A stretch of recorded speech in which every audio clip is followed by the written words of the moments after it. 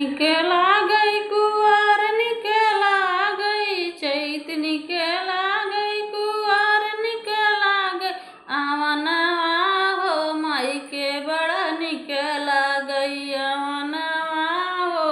माई के बड़ा निकला गई चैत निकला गई कुआर निकला गई चैत निकला गई कुआर निकला गई आवनवा माई के बड़ा निकला गई आवनवा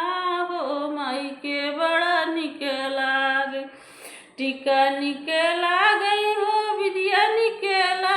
गई टीका निकला गई हो विद्या निकला गई सेनुरवा माई के बड़ा निकला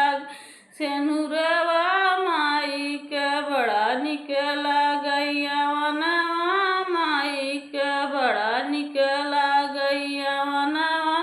माई के बड़ा निकला गई झुमका निकला गई हो नथिया निकला गई झुमका निकला गई हो नथिया निकला गई गजलवा माई के बड़ा निकला गई गजलवा माई के बड़ा निकला गई आवनवा माई के बड़ा निकला गई आवनवा माई के बड़ा निकला गई चूड़िया निकला गई हो कंगना निकला गई चूड़िया निकला गई हो कंगना निकला गई मेहंदिया माई के बड़ा निकला गई मेहंदिया माई के बड़ा निकला गई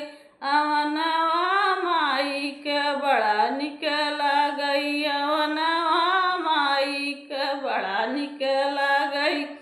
जेठ निकला गई कुआर निकला गई चैत निकला गई कुआर निकला गई आवनवा माई के बड़ा निकला गई आवनवा माई के बड़ा निकला गई। दोस्तों ये माई जी के गीत है, कैसा रहेगा कमेंट करके जरूर बताना।